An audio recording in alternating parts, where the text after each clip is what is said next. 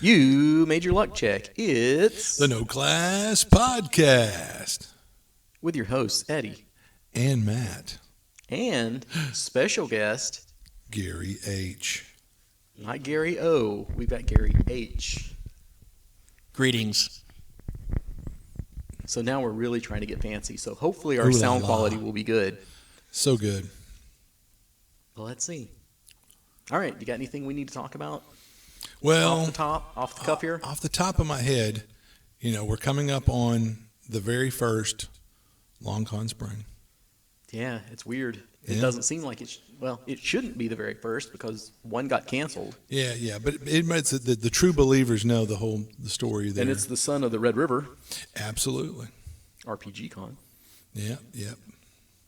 But this is exciting because we'd always went back and forth, different energy at different times for a spring con, and so it's finally coming to fruition. And the good thing is you don't have to listen to us plug it because we're sold out. Yeah, that's a done deal. And the only reason why we could have sold more tickets, people were clamoring, but we're looking out for the faithful. We're keeping it low numbers We're still in a weird time. because we're still in the time of the COVID. Good rhythm, boys. But anywho, but also is before Long Con, we're going to be at MagCon. MagCon in The only con with mags. That's right. It's Magnum caliber gaming, I'd like to think. What's the significance of mag? I actually read it the other day, and now I could not tell you for any purpose. It was a great impact on you.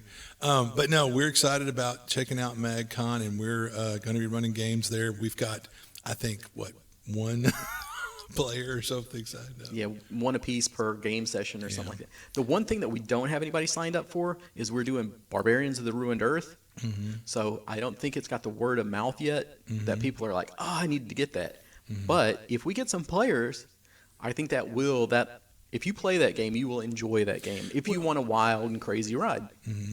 Let me toot our horn. We were the Johnny Appleseeds of DCC. Nobody in East Texas ever heard of it. No one. And we ran it at the local game store's name I won't mention, and Geek World? at Geek World. And the next thing you and know, Dragon's Lair. And Dragon's Lair. And next thing you know, people were playing some DCC. So They smelled what you were cooking. exactly, that's right. And so I'd like to think, hopefully, if we might spread the disease with Barbarians, and Mike Evans might, sell a few more copies because it's fun. It's a ton of fun. I would love to see the demographics just for how many copies we've sold around here. Right. If you could go, I've sold this amount, like in New York City, I sold 100 copies, but for some reason in Longview, Texas, I sold 10. Yeah. So by population, that's Yeah, I mean the equivalent of a billion. Mike's got to see that probably. If he does, he's probably like, my boys, Yeah.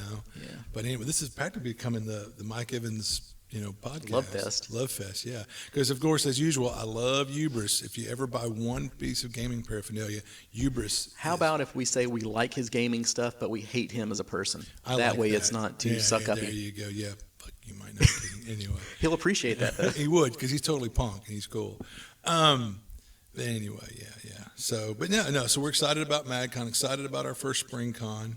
Right around the corner is NTRPG, where we are special guest. Toot, toot. They're scraping the barrel again, Hey, I'll take it. Yeah, exactly. But I mean, it's like last time we got to be special guests, but like this time we're in the celebrity game, we're in the celebrity luncheon or whatever. I don't even know if they had those last time, though. Yeah, I know. So we're getting the So it's deluxe like, treatment this I time. can't really fit my big old head through the doorway. But I'll tell this story. It's kind of funny. Down the line, like we're special guests here or there. My wife is like, meh, nerd gamer crap. But when I told her that someone was going to pay a price to play in a celebrity game with us and told her how much the ticket cost, that was the first time my wife's like, wow, you guys really are. I'm like, wow, really, dear? Well, I'll extra pimp the podcast or whatever, but Yeah. when I hear from somebody from the podcast and tell my wife, somebody's listening. Yeah. It's like, wow. She wants to touch the new there, And I don't stop her. But because why would you? And I don't care if her parents are listening to the podcast, Matt. Never break eye contact. Yeah. But anyway, Oh yeah, good. Lost my train of thought on that one. That's fine. Do you have anything else you want to talk about before we go into our pop culture topics? Not off the top of my head. Except for one quick thing. Thank you, everyone that listens. We really appreciate y'all. And as usual, there's me begging for any kind of input, feedback, topics, something you want us to talk about. Talk about the new tax code, man. If that's what you want, we'll help you sleep really well. But thank you. Well, Appreciate you. I've said it before and I'll say it again. If you give us something to review, like you say, hey, why don't you check out this or that? We will. And if you send us this or that, we definitely will. And but you know what? Money talks and other stuff walks. Maybe if we had some sort of paraphernalia or something. Oh, drug paraphernalia. Gotcha. Exactly. Like if you submit us a question, we'll send you a roach clip with a feather attached to it or something. Well, here's the other thing where you guys could have just a ton of fun. We're trying to come up with a logo or something for the podcast specifically, because you always see our long con stuff. And yes, this whole thing is a machine towards the long con, but it would be cool for us to get our own little shameless shirts for me and Matt to wear around, just so you can go like, look at those guys. Losers. Yep. We'll wear our own merch. We are proud to do it. Exactly. It's sad, but we do it. All right. Okay.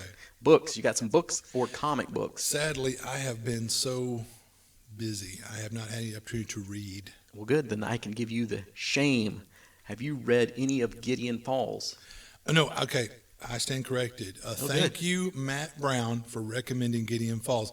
I've read about half of the first issue, and I'm engaged. Wow. Okay. So last time when we talked about Transmetropolitan, you were like, okay, I can tell how much you liked it because you read like, what, did I read 5 issues, 6 issues? And I devoured 8 issues or something. So when I said I haven't read the whole thing, I think you were like, he doesn't like it. So guess what on Gideon Falls? Guess what? Guess. You hate it. No, I've read the whole thing. See, there's no rhyme or reason with us. It's too funny. But anyway, okay. Well, Transmetropolitan was like manic. That was like, am I on drugs? Yeah. So- Well, literally, the main character is constantly on drugs. But again, he's supposed to be, The Hunter S. Thompson of which the I future. like his stuff. I like his love Hunter books. S. I like the Thompson, yeah. movies. But for some reason, translating it over into the comic, I don't know. It's weird. Frenetic. It's just Yep. too much, too busy. Manic. Gideon Falls. Okay. Man, now I'm worried I'm going to give something away from you if you're only halfway into the first. Don't you dare, 'cause I'm that guy. Don't you spoil it for me. So would you say it's creepy and eerie? Oh, absolutely. It drips with that. Would you say it's mysterious, or have you even got far enough for there to be a mystery? No, yeah, obviously, because there's the preacher, and like, what happened to the previous preacher? And yeah. No. Hey, Matt Brown told me about this months ago, and I'm kicking myself I didn't get to it sooner. And the bit that I got to read, I enjoyed, but I've honestly been pretty busy. But Well, to say too much of this is a spoiler. It quickly gets into spoiler territory. Cool. But there is a fallen preacher comes to the small town where there's a mysterious black barn. And I think, you haven't got to I've got the black even a barn. mysterious mysterious black barn yet. Yeah, But this is back covered blurb stuff that I But can't like, there's the give you. one guy early on that's got some sort of a mental history, and he goes to a therapist, and he's finding That's little the next bits line. of like, carry on. A mental patient in the city is finding pieces, nails, old wood in the trash that are making pieces of a mysterious old black barn. So this is like a lot of mysteries. The real trick is the ending. Can they stick it? Exactly. Yeah. So I enjoyed the comic, but your appreciation of the comic is going to depend on how much you like the ending. You're either going to go like, yes, that was the perfect ending, or no, that was an unsatisfying ending.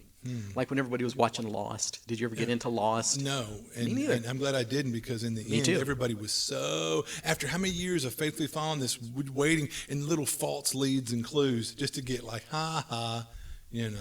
Exactly. So a lot of times I won't even watch a show like that now until it's done. Well, like you always said, you were kind of jealous of me coming into Breaking Bad towards the end, because you thought you'll never have to sit through 6 months of that cliffhanger. Like if there's a cliffhanger episode, and I'm like, well, it's going to go to bed. I got work tomorrow. Oh, what, cliffhanger? Let me stay up and see. I got to find out what happens next. I don't have to wait 6 months, you know. And you don't have that one bum episode. Like a lot of people don't like the episode of Breaking Bad that's The Fly, which is that whole episode they try and kill a fly, and it's building dramatic tension. But when that's your one episode for the week, it was kind of a letdown. When you're doing the binge watch, you're like, yeah, okay, next episode. Yeah. And that kind of, the bad episode doesn't linger on with you or whatever. I just got through binge watching The Big Bang Theory. I never watched it when it was on. I watched all 12 seasons. Wow. Wow. It's funny. It's kind of people. It's like a love or hate with that one. But no, I've caught myself because I get stuck in patients' rooms and have to watch a lot of reruns or something of different shows. That I enjoy. Yeah, it's funny. There's a few episodes I've caught of Young Sheldon. Funny. Check that one out. Anyway. Okay. Do you have any more books, comic books? I don't think we do. That's strictly so you. that'll roll us right into TV, which we're already talking about. My, You got any TV to talk about? No, but like I said, Gary's been checking out, apparently just devoured, and that's the beauty of being able to binge stuff in this day and age. But yeah, you just watch that. We're still hearing that dribs and drabs because I've been busy, but Steph and I are still watching Deadwood. But I think the nature of it is starting to wear on her. Well, I mean, you have to figure these are awful, terrible people doing awful, terrible things, and they never seem to get their comeuppance. And and then a lot of good people die. It sounds like a show that you weren't particularly fond of. I like the show. I don't like the books. You like the show, but like for instance, you didn't like Game of Thrones because That's what we were talking about. Oh yeah, right, yeah. So the show is okay because when you read a book, to me at least, it's kind of more intimate. Yeah. You're more involved in it. You're putting more of a commitment. So reading it as a book, you're just like, it just keeps getting worse and worse as the situation gets worse and worse, should I say. Yeah. Not the writing or anything. The quality didn't go down. Just the situation kept getting worse and worse. Whereas a TV show, you're a little bit more, you have another layer of separation or something, I think. But I'll make it interesting when we're talking about Game of Thrones. I remember you're reading it, and there's a part where, like, the whole time you'd be going, I want Joffrey to get his, I want him to get his. And when he finally dies, it's like, and Joffrey chokes to death and he dies. And you kind of go, yes, and it's kind of satisfying. Watching it play out on the screen, graphically, with him turning red and purple and his eyes bulging, his tongue sticking out, there were a lot of people that were almost like, damn, now I kind of feel bad for him. Where reading the book, you didn't. I was not one of those people. Well, I know that. If he'd been covered in fire ants while all that was going on, I still would have been You'd like, have that's still fine. been going, die, you little Somebody SOB. kick him. Yeah, we'll kick him in the face while he's down in the tank.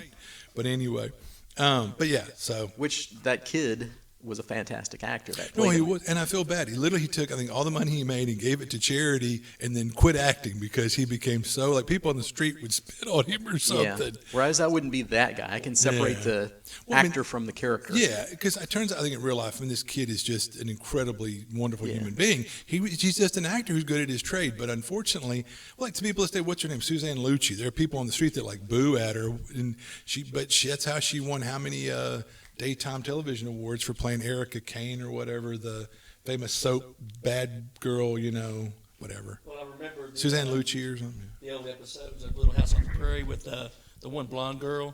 That was kind of their nemesis. She actually got all kinds of hate from people. Oh, sure. So Yeah, she was probably around that time one of the most hated characters on TV. Oh, yeah, absolutely. We went down the rabbit hole there a little bit. All right, you got any movies? Again, super busy, unfortunately. Wow, Yeah, really? I know. Yeah, I've been pretty. It's 14, I 16 know you've been hour busy, days. but yeah, that's really busy. Yeah, well, usually I'll unwind after, say, a long day with a little bit of old potato water and a trashy B movie from the 80s, but no, it's been that busy, that crazy. Well, I'll tell you what else you didn't have time for. Some video games.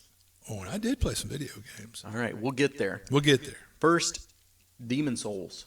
Dun, dun, dun. I think I had started that in the last podcast. Yeah, you mentioned you were letting everybody know this will be what I'll talk about next time. So I'm still kind of up in the air on it. I like it. It's more Dark Souls, which, hey, I'm always good with that. No one is a bigger fan.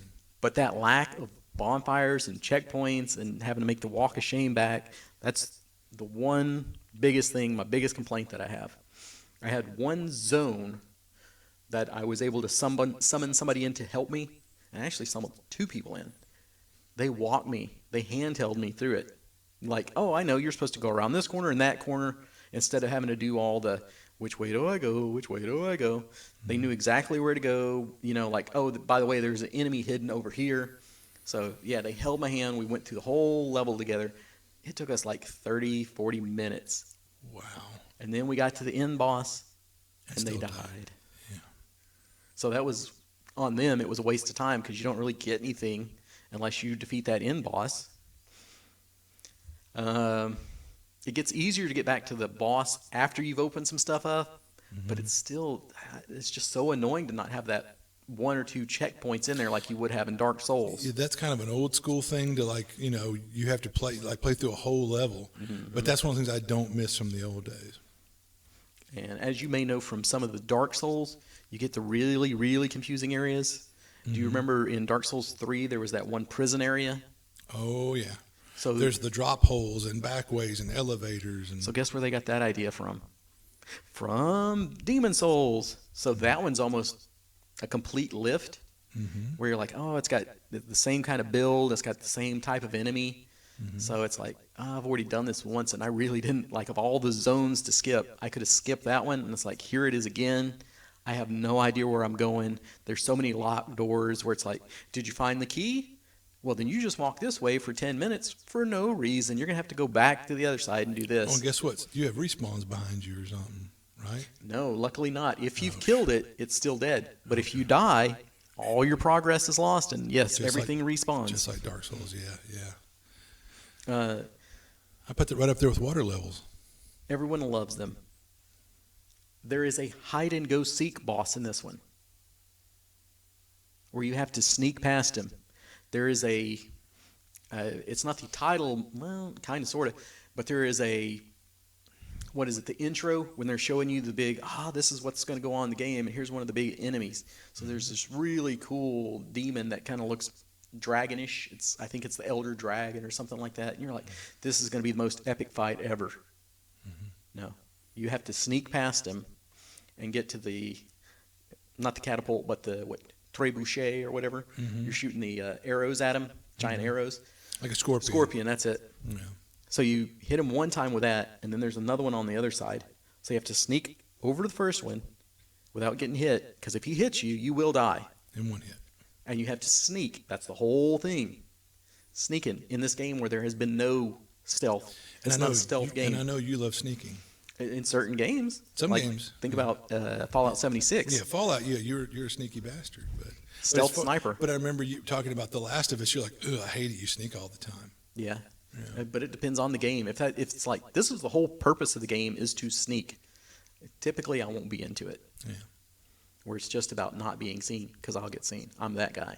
Yeah. And in this one, it was like, if you get spotted, you will get one-shotted, and you will have to do it again. And again. And that was definitely the boss that it took me the longest to beat. And if I say I did it 30 times, that would not be an exaggeration, I don't think. I try not to. It's So, painful to watch. So as we've said in some things, the old, is this fun? Do I have to keep playing this? Do I want to keep playing this comes up? The completionist. But being the completionist that I am, yeah. Some of the bosses, though, especially, were just total freaking jokes. Where it was like, I don't see how, Dark Souls has its reputation for the, like, oh, this boss is so hard. There were some of them, and there were two of them back to back, where it was like, did you remember to bring arrows? You win the fight. Because you're up on a ledge. He can't reach you. Shoot down for 10 minutes. Because he's got the hit points you got to whittle down. But that's it. There's no risk. Wow. So it had some good parts, but it had some really just awful bosses. Anticlimactic, it sounds like, yeah. Because I'll say that about Dark Souls, man. I mean, my first intro was 3, and man, those bosses, there's not a one of them that's not, you're going to earn it. Yeah. Well, in this, I would say the zones are the bosses, and your resolve and will, determination to play is the boss for me. Do you have the tenacity that you want to beat this game enough? You have the desire to keep punching yourself. Are you enough of a masochist? Yeah. Yep. And you can see a lot of ideas from Demon Souls that ended up getting recycled into the series. So if you're like me and you've played all of them and you're going back, it's a lot of like, okay, that's where this came from. So. So you're saying they recycle some content? Yeah, for sure. But it's a loving homage, right? Sure. If it's your own stuff. Yeah. Okay, but I did beat the game, and as I went through, so many of the bosses just sucked. You didn't have to do anything to beat them. I would say definitely more than half of them. There's probably 2 or 3 bosses that you're like, oh, that guy's kind of hard, but he's not really even Dark Souls hard. Yeah.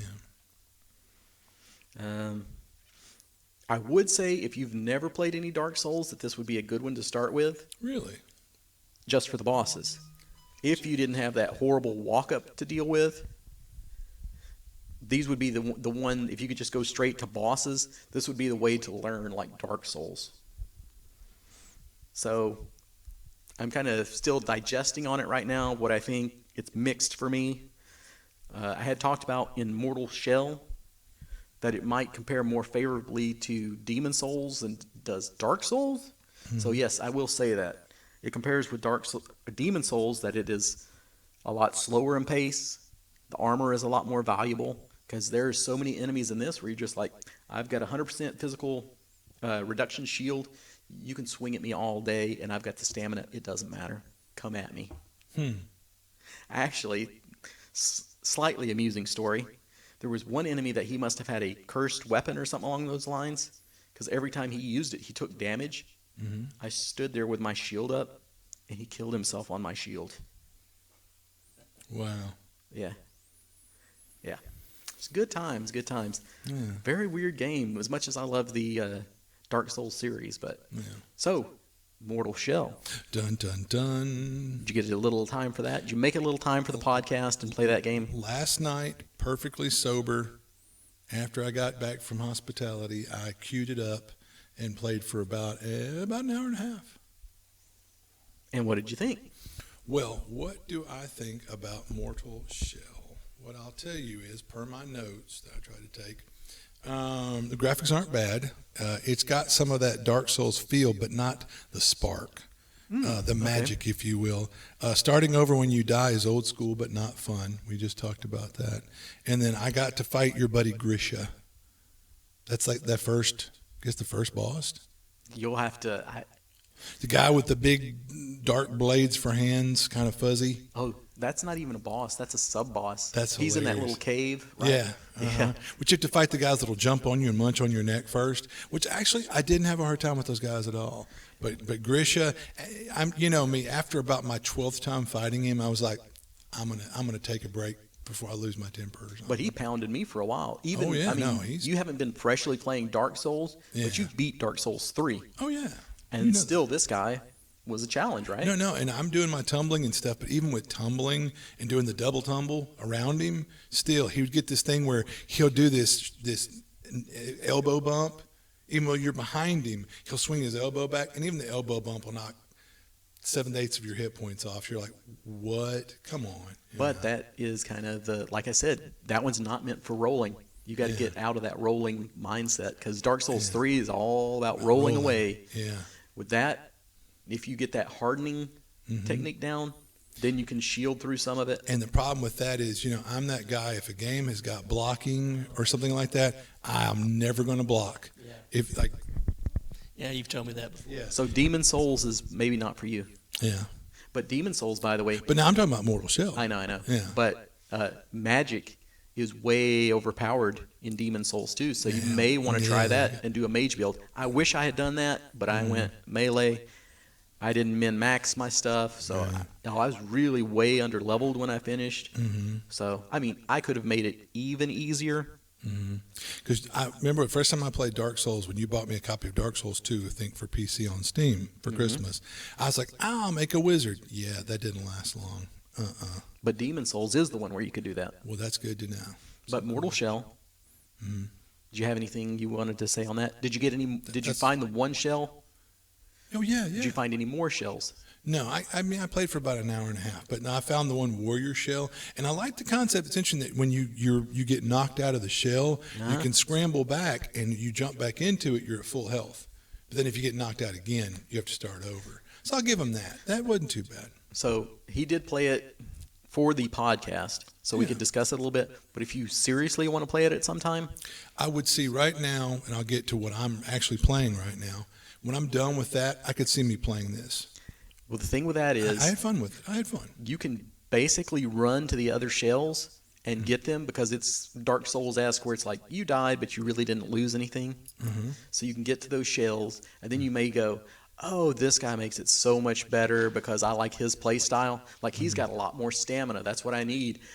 with like the one you're fighting now, you're probably running out of stamina on your rolls. Yep. There's ones where it's like he has no hit points, but he has all the stamina in the world. So if you're really rolling around and parrying and that sort of thing, yeah. But now the hardening is a cool concept. Yeah. So no, I could see me playing this, definitely, for sure. All right.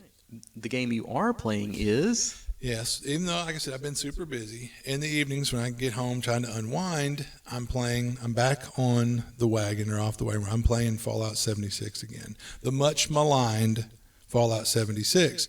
Still some bugs that are there that have been there from the beginning. You got moonwalking cows.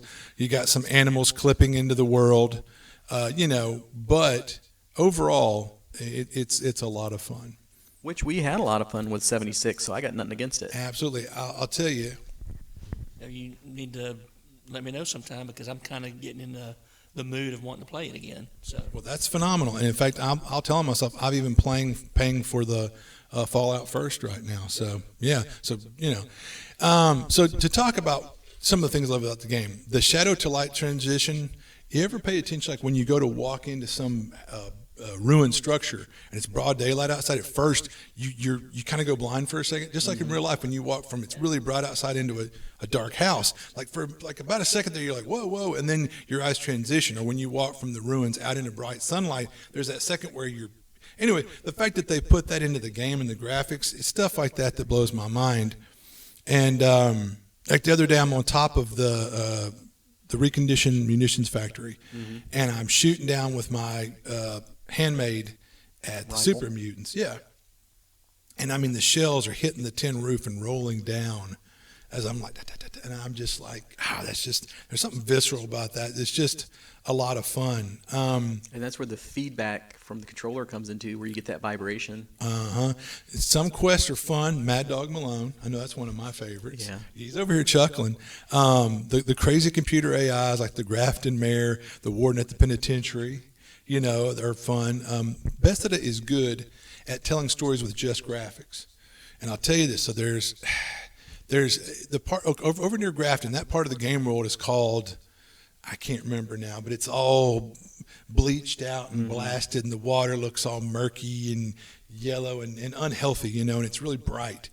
Anyway, there's a kind of a body of water that has a Mirelurk Queen out in it usually.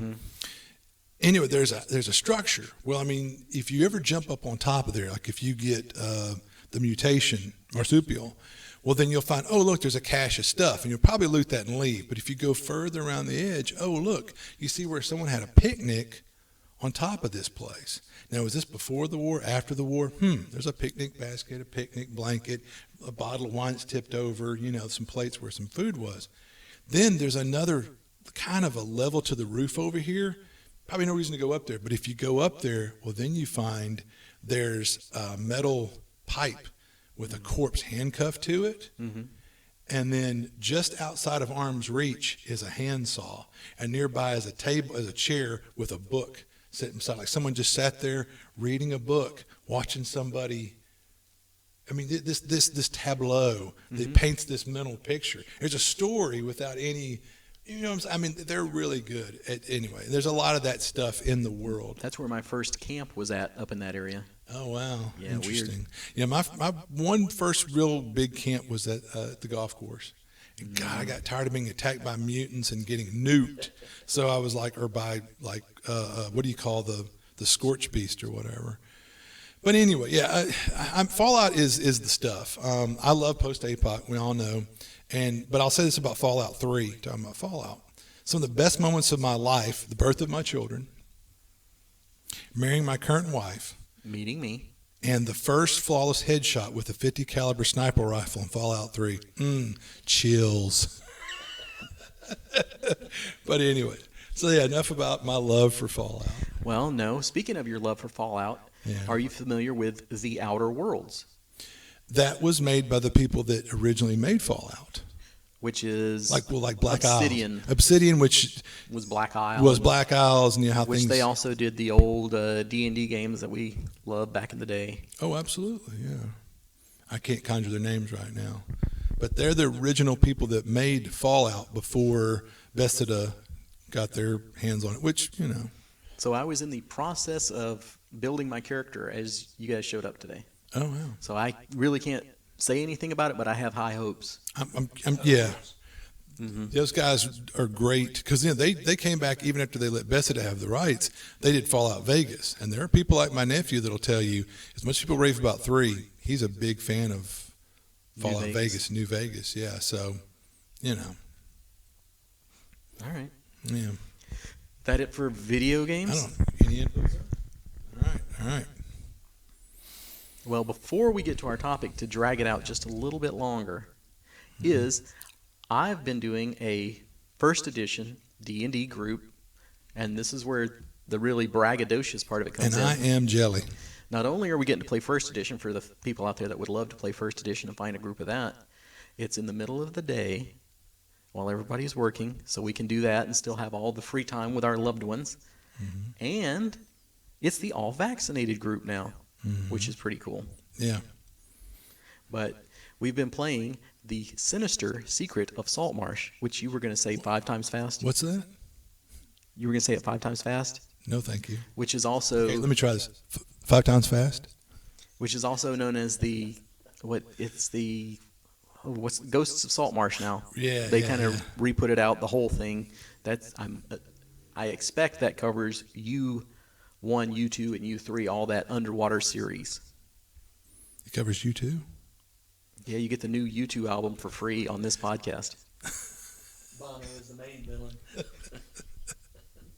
But it's made me think about some things of old school playing, and just so many of the things that were like, was that ever fun? Was this ever a fun piece of, not was the game itself fun, but certain parts of it. Yeah. For example, just having a move and attack, that did make it more tactical, where you could, were you going to wait for the monsters to move into you, or are you going to move in to them and let them get the shot on you first? And you can't do any of this 5th edition. I'm going to move in, attack, and move away or something. Yeah. And the typical healing. Like, wow, you just got kaboomed down. Now you can go back to the inn and get your 1 hit point for the night. Yep. But luckily, if you have a certain amount, say you have over 30 hit points, after a month of rest, a full month of rest, you get all your hit points back. It's Candyland. And people would say, well, that's more realistic, but then again, it's a fantasy and is realism more fun, But you actually want to take a month off in your game, too. I mean, you don't have to take a real-world month off, but you still got to fill out that month. But here's a curious thing is, there were times back in the days where it's like the wizard would be like, I want to use this game time to research and make a spell or an item. It's like, well, we don't want to malinger around town. Well, then when the warriors were malingering to heal up, that gave the wizard, who hopefully stayed the hell away from combat, time to go do, right? Yes. And the other benefit of having that long healing time is that your character is actually aged. And so you ran the risk in a long campaign of getting those negatives for when you got older. I mean, in the current role-playing games, nobody even keeps track of time, really. Yeah, so your character never ages. So there was some benefit to doing it that way back then. Because, this is the guy that I cut my teeth with in old school gaming, and we had to play smart because you had, those older game dynamics that would penalize you if you didn't play smart, and plus, Garry was no slouch as a game master. I'm not saying he's a sadist, but he's a sadist. Well, I think we have said many times that the old school stuff is good if you want to be a careful, strategic player. Mm-hmm. If you want to rush in and kick open the door, good luck with that. So I've said that's more of a thinking man's edition, and this module actually comes out and says this is a thinking person's adventure. So not only do you need to be careful because of the edition, be extra careful because this module says, out of the modules, this one you're going to need to be careful in. And that being said, you have a wonderful anecdote from your first play session, I believe I've been hinted at by somebody. Yeah, so that will take us to one, not topic, but we'll call this the sub-boss, crits and fumbles. How do you feel about crits and fumbles? So here's the little story. We were playing, the thief decides to go down in the well, just because, no particular reason. They just showed up. Why wouldn't you? And so they get to the house, this quote-unquote haunted house. Before they go in, there's a well. They go down. The thief goes down in the well. In this well, in a little hole, lives a little snake. And when somebody comes down into There's the a well well, with a hole with a snake. and when somebody goes down in this well, the snake gets aggravated and takes a shot at them. Sure. So being old school, there's really not this much plus to hit, kind of like now where it's like, I'm a first level character and I have a +6 on all my rolls. Nope, it's just straight up rolls. So it's like, okay, you miss, snake misses, you miss, snake misses, back and forth. And it's like, maybe I'll just crawl out. Maybe I'll just climb up. Why not? Yeah. Now, one more round. Player misses, the thief misses again. Snake crits. Oof. So we had said this before in our session 0, which session 0 is very important. Very important. Do we want to have crits and fumbles? How do you guys feel about it? Oh, yeah. So everybody's like, yeah, they add extra excitement to the game. So I said, here we go. Roll I think it was a D10 for the location, and the player got to roll all this. So, hey, my hands are completely clean here, folks. Yeah. So he rolls, I think it was a 10, which put it in the head. Oof. Then it was roll a D20 to see how bad it is. So anything above a 13 is, as good as a nat 20. So if you roll above 13, you might as well have rolled a 20 because it's going to be bad. So I say roll low. 15. So consult my charts. What does this say? Head destroyed. Instant death. 3 times damage. Why is there 3 times damage? I don't know. Yeah.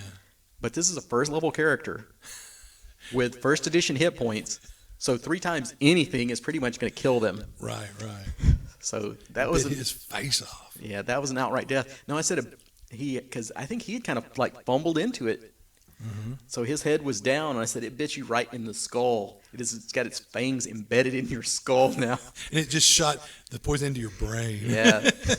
Because like, technically, you've killed the snake But because it's never getting away from you, but it got you, which is what matters. yeah, eye for an eye. There. So that's where it goes. What do you guys think about crits and fumbles? Well, maybe we've changed our mind. But what do you, sitting the peanut gallery at the table, they are still good with crits and fumbles. You mean in gaming in general or in D&D? In gaming in general, I'm not a fan of it. Well, I think if it's built into the system Yeah. at a base Because level, it's good. it becomes a house rule otherwise. Right, but if it's one of these things you tack on, usually they tend to be not very well balanced.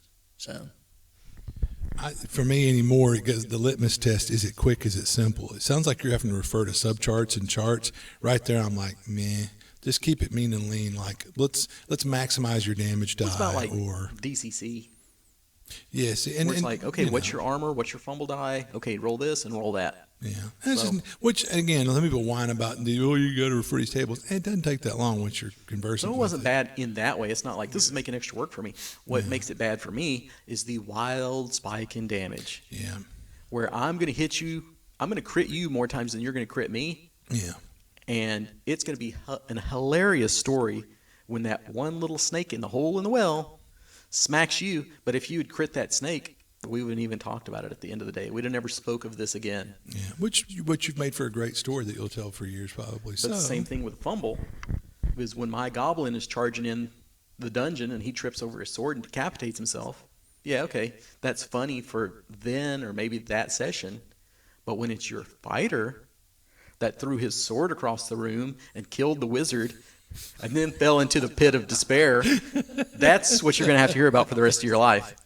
Absolutely. But then again, those are great stories you'll tell, But it's kind of like, I think it was Alvin that always said back in the day, he's like, hey, the GM's rolling a lot more times than we generally are. So you really, even I would say, I don't know how I like crits because the monsters are going to get more of them, it seems like. well, Eddie and I had this conversation yesterday that, when you encounter a creature, that creature is only going to be there for 1 or 2, sessions at the most. You're playing all the time as a player, so you're going to run across constantly being at risk of these crits. So kind of shortens your career.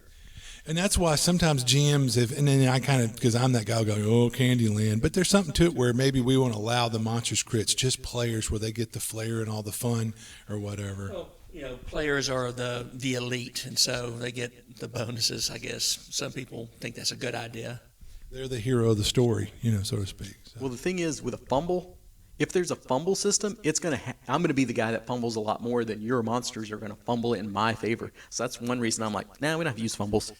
Well, now crits and fumbles in a game like Hornmaster, it's built fits. in, right? It works. It's just a matter of how well you roll, but it's built in, and it just works in that system. So I like it in that, but something like first edition D&D, no, not really.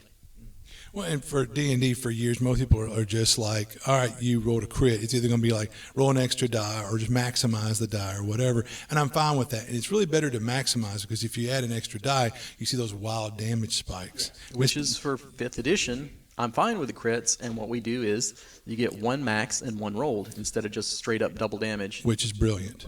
Is brilliant. And that because, like you said, anyway, you don't get that popcorn fart where, like, you get to roll 2 die 12, Fred, 1, 1, wah, wah.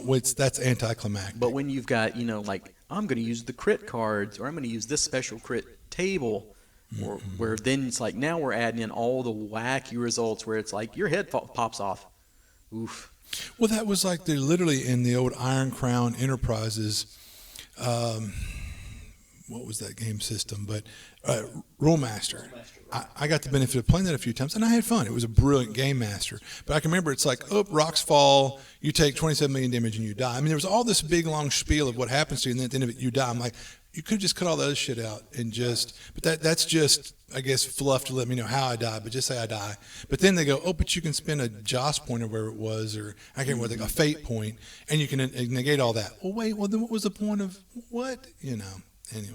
I don't. But we say that, but then again, we're allowing luck chips or destiny chips or whatever table to kind of. But that's beforehand. Yeah. I don't give you this big speech about how the rocks buried you, and then the buzzards came back and ate your eyeballs and go, would you like to rewind that? Yeah. It's like, okay, this isn't looking favorable. You spend your luck or you don't. Right. Now you didn't. Let me tell you about how the rocks fall. Which I like the luck. No. I love it too. I like that. Once again, here we go bragging on. Barbarians of the Ruined Earth, but they have destiny points, which I give out a chip at the beginning of every adventure, and I go, all right, here's your one, and I might even reward more if someone does something really clever or dynamic in play or something. Well, if you had something like the Warrior in DCC, or couldn't you spend a point of luck to negate a fumble? You could, but only the Warrior. If you had some system like that baked into your fumbles, I'd be more inclined to go with that too. Just because I don't like that one where it's like, this guy is a professional warrior. This is all he does. He trains all the time. But as soon as he gets into battle, he trips over his sword and blah, blah, blah. You're like, this guy's a seasoned warrior, well trained. He should look cool. Yeah, and so now I'll give him that. And there, I tell you, the deed die is one of the most brilliant, wonderful things about DCC. I'm not a big fan of playing warriors historically in role-playing games, but I would gladly and have played dwarves and warriors in DCC because of the deed die is so damn sexy. That's one of the most brilliant things they ever did. Anyway, we went ironically, we went down a rabbit hole. So the last part of this story that makes it kind of funny is that we had done a session 0, and I said, this will probably take like an hour. We'll make the characters and go, okay, who's playing this, who's playing that? All right, the end. Now, they equipped out their characters then too, and this particular rogue player, the thief, Bradley, he had shopped for his character like a good thief should. They should be the one taking the longest time to buy everything. When I heard about that, I was like, my boy Bradley, because if I'm going to play a rogue, I'm going to have this and that and 50 foot of rope and the oil and the pitons and the climbing spikes. No, I mean, I'm going to have this whole Batman utility belt. So there was probably at least 3 hours spent that day gearing out stuff. And then when we met up for our first session, there was probably another hour of gearing up and finding out like, where can we get this? Where can we get that? Do this, do that. 10 minutes of actual play time. He's dead. And that was like 1 minute tops of like adventure time. Oops. They rolled up to the house. He climbed down a well. He was instantly dead. That was that character's lifespan. Just bow. But that's old school D&D. It is. But the great thing is, the whole thing with him shopping breaks the rule. But as a general rule, you can have a first edition character made in 5 minutes. I mean, he could be back at the table in 5 minutes. So what character did he make next? His a twin thief? brother. Yeah. And what did he do with about his gear? Not the same thing. Exactly. Same. Yeah. So again, easy all peasy. his stuff was recoverable. So I mean, there was no reason to not go like, oh yeah, we used to have a guy. Here's his stuff. Here's his stuff. That's too funny. But I will say on that one, as you talk about the deadliness of first edition, Everybody was a good sport about it. It wasn't like, oh, can we bend the rules? Because I was like, man, this is 1 minute into your adventure life. I kind of would bend the rule here for you and be a nice guy, but it was like, no, we all realize he would have died. He's dead. We'll press on and be good sports about it. So I was like, all right. Well, I'm glad that it's kind of like, what was it? And it was such a funny death that it didn't harsh anybody's buzz either. They were like, no, he has to die, so this is hilarious. Whenever Patton, was going to war with his boys in World War II, there were a number of those guys that got shot. And they said they kept fighting and did great, but it seems like they always in the back of their mind, like, we're going to get shot. I mean, they weren't, it's not like the shock. This is coming. You're playing first edition D&D like, oh, yeah, I could die in a minute. So you're not in that mindset of now. I think people in other games and other versions would be like, I'm dead. And it's like, yeah, your character died. Well, that's not supposed to happen. It's like old school D&D, you're like, oh, man. Then at the end of the session, you're like, my character survived in another session. Yeah. Those old school games were so brutal. In one game, Traveler, you could die while rolling up your character. So, I mean, at least Bradley died playing. So. I think we've made that comment on the cast before. Yeah. But since we've got Garry here, we've kind of ambushed him on here. There was something else I was thinking about, which was our last topic, system versus setting. And with this, your name came up. Well, talking about my first edition group, it's kind of like, is this fitting the right players to the right game? Is this the right setting for you? Do you guys like this kind of death? Because you'll have Carrie. That's like, I'm just here to hit stuff. And it's like, man, if I was running barbarians, you'd be having the time of your life. But if you like to play careful, which, hey, that's me. I'm the guy that likes to play the careful game. We're the ones that our bragging rights is at the end of a DCC or MCC funnel, we've still got 4 characters in front of us. And that's our yes, I won, Or maybe you lose one of your 0 level characters, So, yeah. So sometimes it's like, oh, if you want to just go through here and lick everything in the dungeon and throw every switch, okay, you can play a DCC Gonzo game. You're ready for a DCC game at a con. But if you're playing in a first edition tournament game with me, please don't do that. Yeah, no. There's a time and a say place. That one more time. Akbar. There you go. Yeah. Alvin's infamous rogue who, while the rest of the party is carefully, first edition D&D again, carefully making a well-laid, well-thought-out plan of how to sail the dungeon. Suddenly he whips out his 2 scimitars and goes, yeah, and starts banging him against the walls as he runs away from the party deeper into the dungeon. So this was before Leroy Jenkins, right? Yeah, but he was the original Akbar Jenkins. But, I mean, there you go. There's where you kind of in your session 0 can have the players go, are we going to be wild and crazy or are we going to be careful and methodical? Because normally, you've heard us use the term probably monkey traps. It's just that obvious thing that you go, like, there's a red glowing gem hovering in the middle of the air. I'm not going anywhere near that. Me and Eddie look at each other and go, nope. That's a monkey trap. But there's that newer player or that old seasoned player who just never learned. Did you say Longview Computer Center? If you want your computer centralized, no one can do it better. And if you want that red glowing death orb swallowed, there's no better player to do it. Exactly. I love you, Cody. But the fact is, those are the players that warm the GM's heart. Because if no one falls the monkey trap, you've got a very depressed, disappointed game master. But anyway, but we played half orcs a while back. We played it pretty much like orcs. And I've not laughed so much or had so much fun in years because we went against type. All the things that we wouldn't normally do, we purposely did. Like, there's a glowing orb, but we're all running to try to touch it and play with it. But when everybody's on the ball for that, everyone's on the same everybody page. knows we session 0'd and said, we're going to go half-orcs. wild and crazy. But if you got 2 people being wild and crazy and 2 people being careful, then there's a good case for your session 0. Oil and water. And making sure that your system is matching up to the players. That's a good call, too. Because if something, I could go, hey, we're going to switch up and we're going to do this system because I can tell that would be a better fit with you guys. But so far, so good. Good. So what? Excellent. All right. So as I understand it, we are to our topic. And our topic today, as picked by Matt, is they took away your role? They took your job. That's right. Gave away my role. So That's right. please explain to the audience at the table here, what does this mean? 2 parts. First part is where we would love to get some feedback from you. And the second part addresses the first part. Okay, so let's say that I'm pointing at Gary H., that you're playing a dwarven cleric of life, a life cleric. Okay, you've been playing now for about 6 months with your group. Love your character, love what you do. There's a new player coming to the table. The game master says what I commonly say: "Hey, guy, just play whatever you want." This guy shows up the next session playing a dwarven life cleric. Are you going to be put out? Yes. I would not be happy about that. All right. And that's probably, I think, a lot of players. But you're probably upset because that's your shtick. That's your role. Okay? Now, the players might go, man, I'm tickled to have another cleric, and I'm glad they're playing a lot. Those are the best clerics, they would All say. clerics all the time. That's the, Yeah. Who would do something like that? But so the fact is, you are one person that would irk you.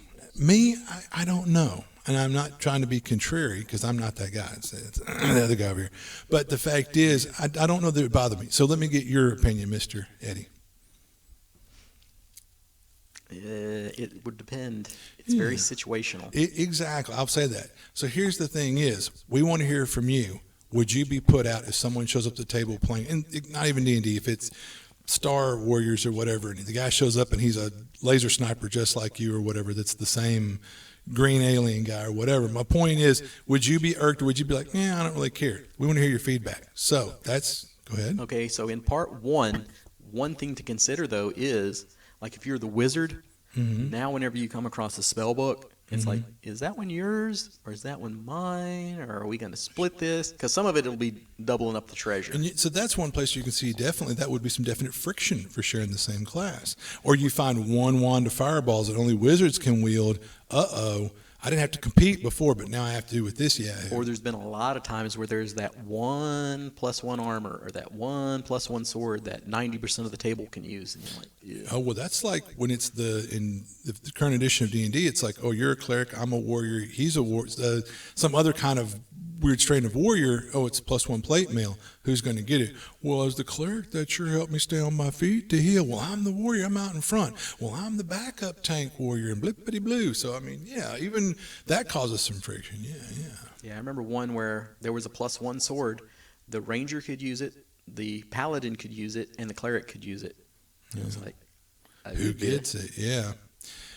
And that's where I'll say AL had kind of a thing where, like, and I'm kind of glad it was there to help cut the friction. It was like, well, you already have a magic item and I don't. Well, I never should have taken that +1 shield if I'd known there was a sword coming. Well, we didn't know. You did. You already have a magic item. I'll take the sword. Thanks a bunch. But on the positive side, I think there's been ones where me and you have done, say, wizards at the same table, and it's like, you're the control wizard and I'm the blasting wizard. So I'm just going to blast the crap out of them, and you keep them contained in that area. It's going to work just perfectly. Yeah, that's me. If I'm playing a wizard, I'm playing a control wizard. That's a little different. You got two wizards, and you can kind of, each one can go a different direction. But when you're talking about two dwarven clerics of life or whatever, that's just so specific that the new one would be stepping on the toes of the old, I think. It'd be hard to differentiate the two. So where does it cross the line? And does it seem like that new player showed up and maybe take his flattery? He really liked your character and the way you're playing him and his idiom, and goes, ooh, I want to be just like that. It's flattering, but at the same time, it would be annoying.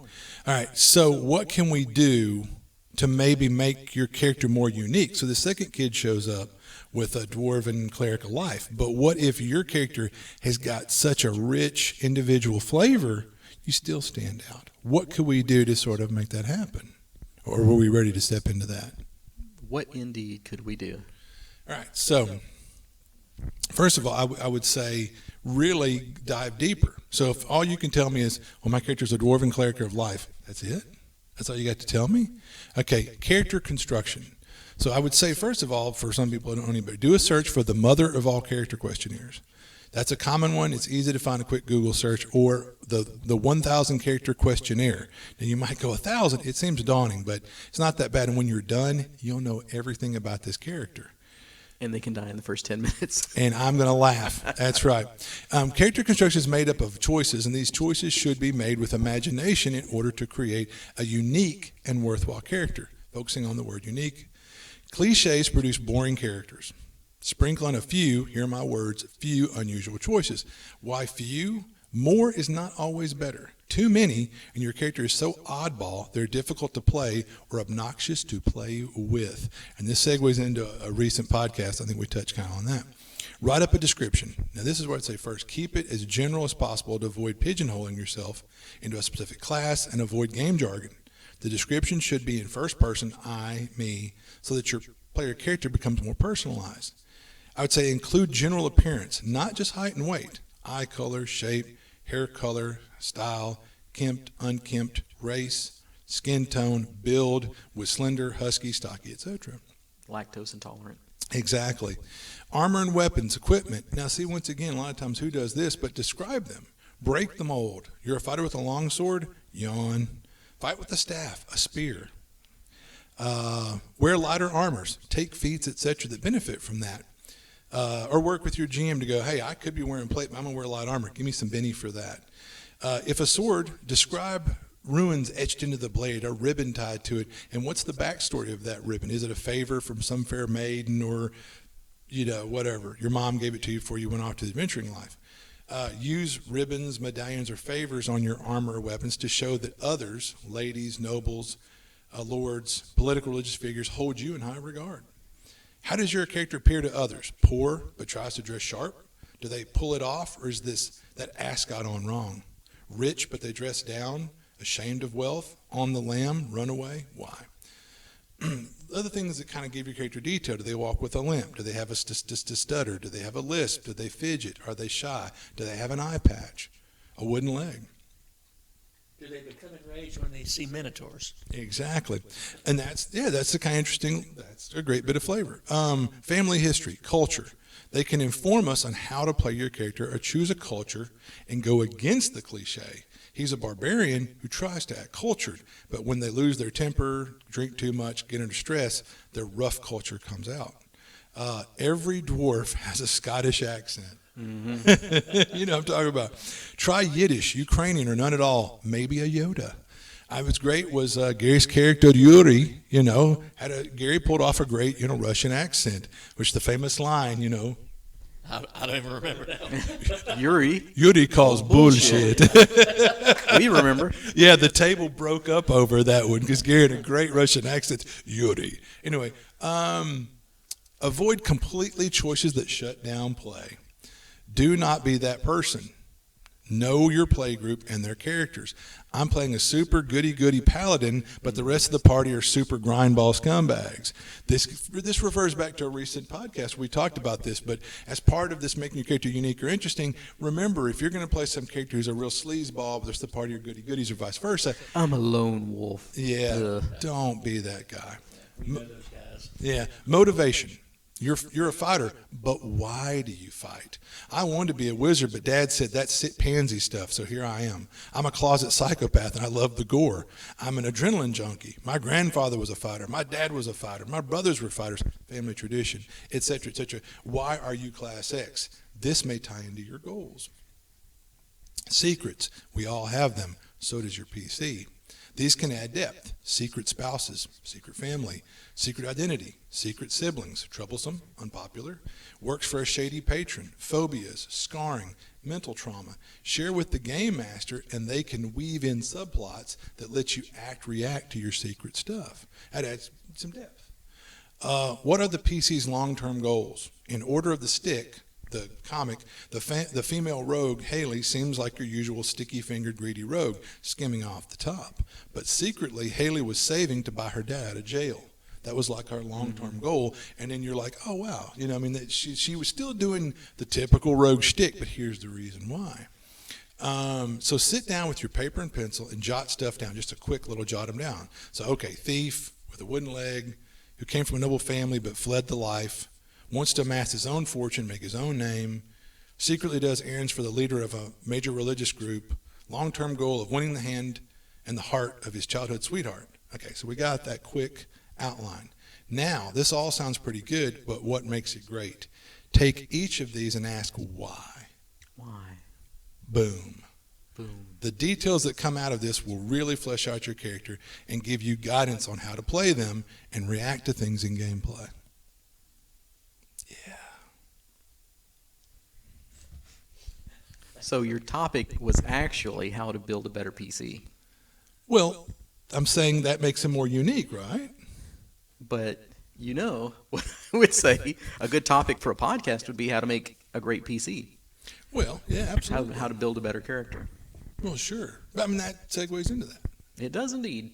Mm-hmm. And what would you say? About building a better PC? Sure. Or about your topic? Well, about the topic. Aren't y'all talking about the same thing? Well, I thought the topic is they took your job. Well, sure. And then but you have to think about it. Is you're going, hey, this guy took my shtick. Now I'm not unique anymore. Well, yeah, because you're going off, I'm a dwarf who's a life cleric. End of story. It's like, well, sure, if he's playing another dwarven life cleric, yeah, he took your shtick. But think if you had this rich, detailed character I'm talking about.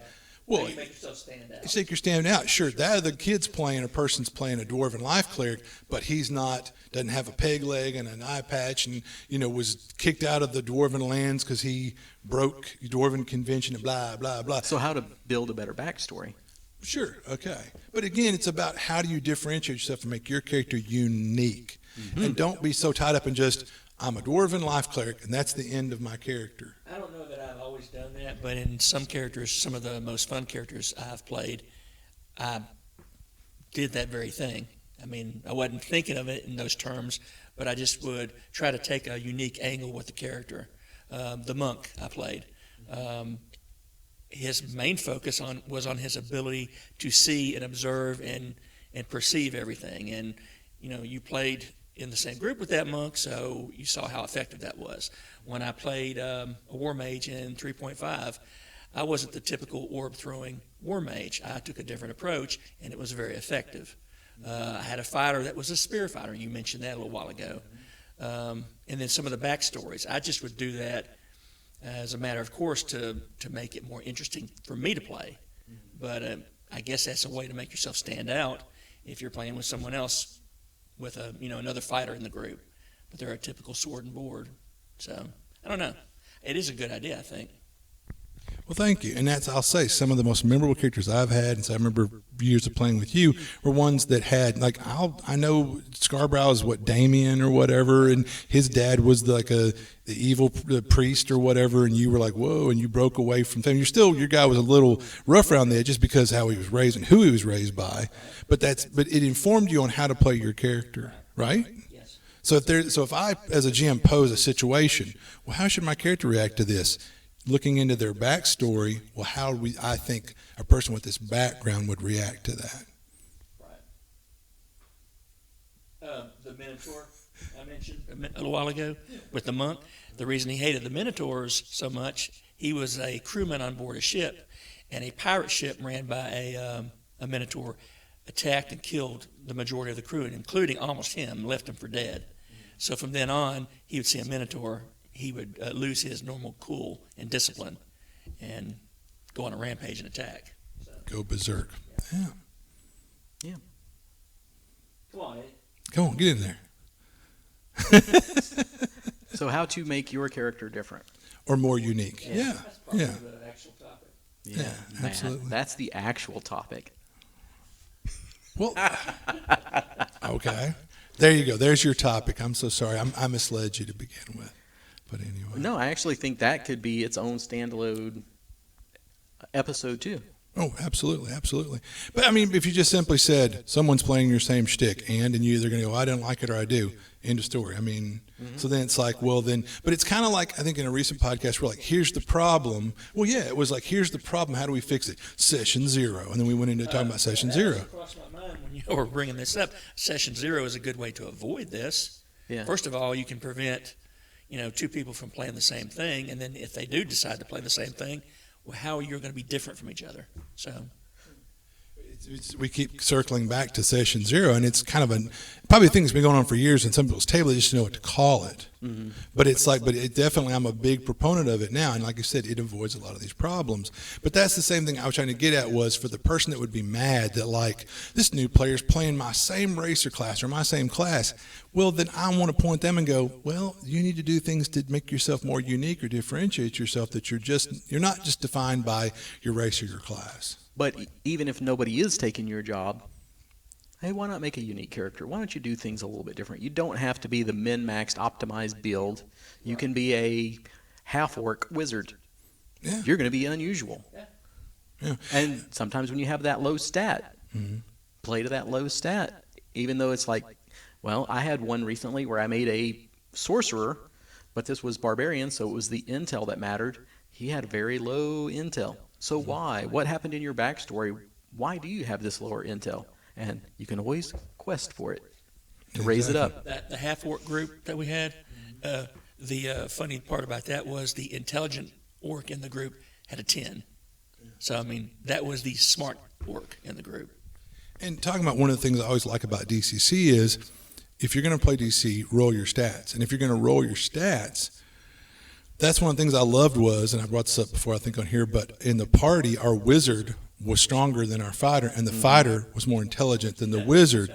But DCC, knowing that that's how the roles can go, bake things in to make up for those shortcomings. The warrior was still every bit the warrior that you'd want him to be, and the wizard was every bit the wizard you'd want him to be. But he could also cast fist. Oh yeah, absolutely. So yeah, I mean, you know, because that's I'll say that back in those days when we rolled stats, there were memorable characters that really their stats weren't that impressive and they weren't min-maxed. And I'll say this: when Eddie ran us on Borderlands, what's been now a year or something ago or more, when I went to make a rogue. Yeah, when I made a rogue for that, I did min-max. I purposely said, I'm hoping there'll be some opportunity for role play, and I'm not going to min-max. And I made the character more, just to be more well-rounded and to the kind of mindset of, because like you're talking about, the uniqueness of the character in the background and who he's supposed to be and where he's coming from, it wouldn't make sense for him to be super strong and really dumb and uncharismatic or whatever. I was like, no, he's relatively charismatic and blah, blah, blah. So definitely make the stats fit this idea of a character, even if it's not the most optimal build or whatever. And like I said, what is a staff as a warrior? But a warrior, the staff, you know, I bet there's a way in 5th edition with the feats you could make it work and be great. If nothing else, you'll be unique. You'll be interesting. You know? Which is, just since I've got 1st edition on the mind too, is when you had weapon proficiencies and all that, where it's like, yeah, in 5th edition it'd be a lot easier to be a guy with a staff than it would be back then, just because of the magic items that you're going to come across. Like, oh, do you have the proficiency for that? Whereas it's all martial weapons or something like that for 5th edition. It's like, yeah, you can still use it. Yeah. But that's where we talk about like quest for it or whatever. A good GM sees, I see you're doing something to be interesting and different that might not be the most optimal thing. I'll probably throw you a bone to help make up for the fact that you were trying to do something interesting or unique and not power game, you know. Be the guy that uses the whip. Yeah. Woof.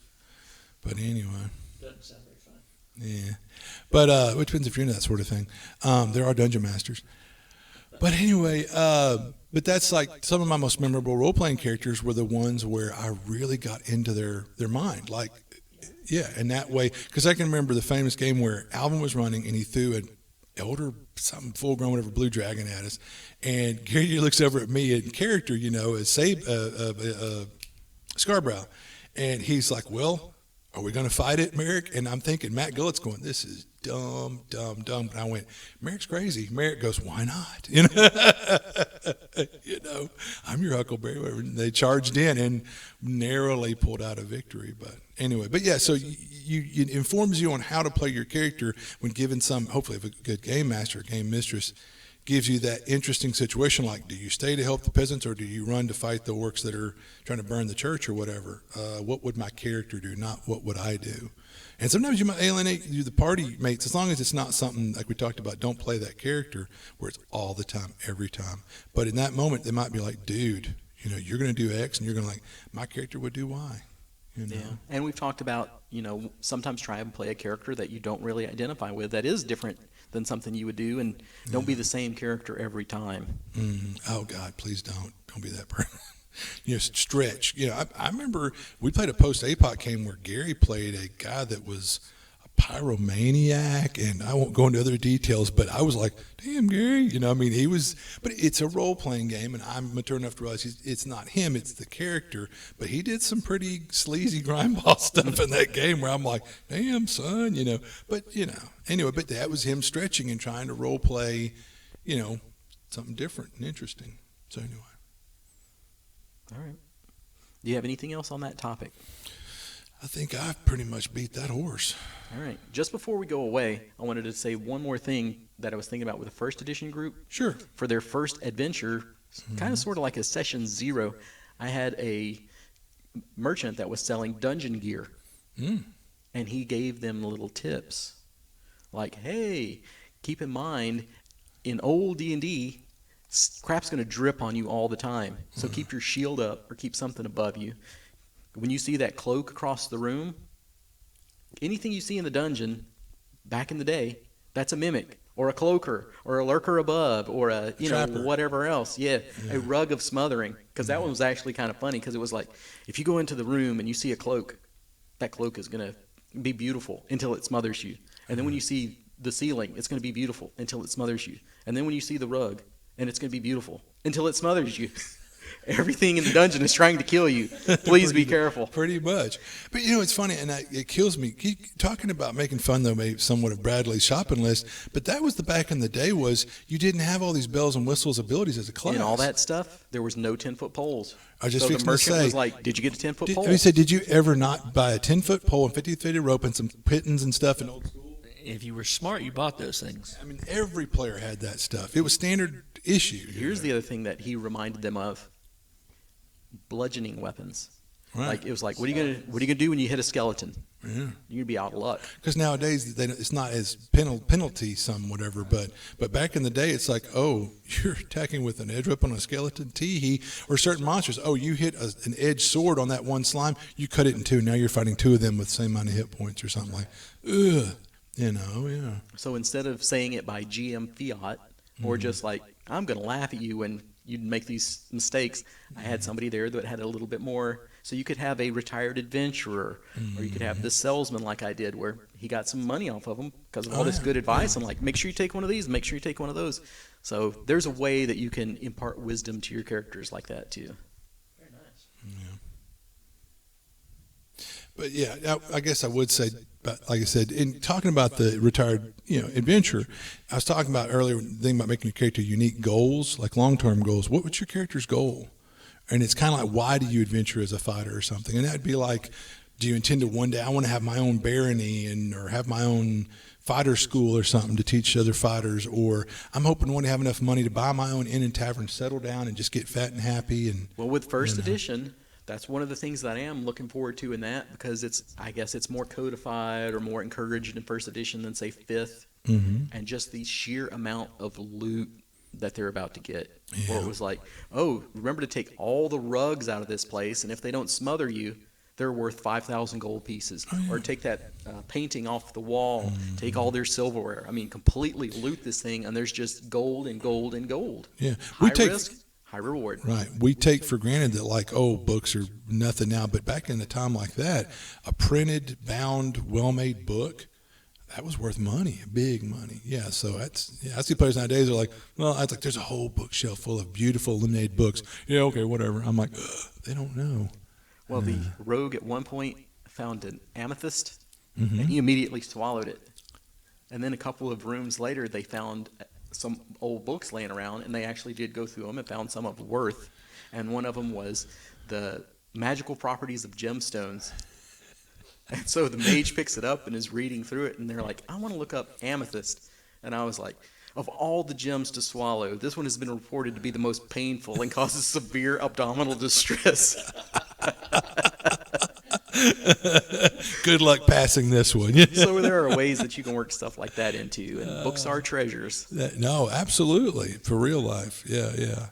But that's, well, you have to think that's what I missed. That was in the original D&D, every level had a name.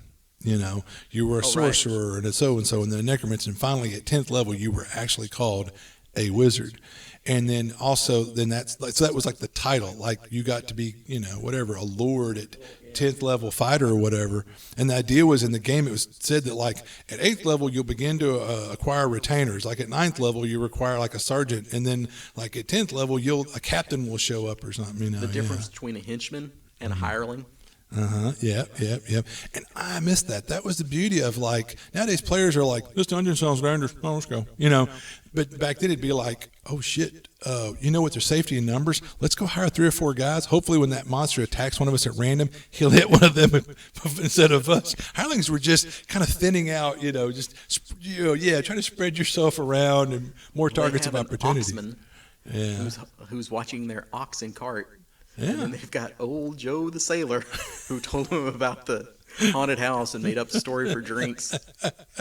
So, yeah, that's the kind of thing where with first edition, you do pick up more of those tag-along NPCs. But stuff. I miss those. Yeah, it's fun. You guys were doing that in the DCC games we were playing, and that kind of held back to the old days of first edition D&D. So I kind of like the idea of henchmen and hirelings.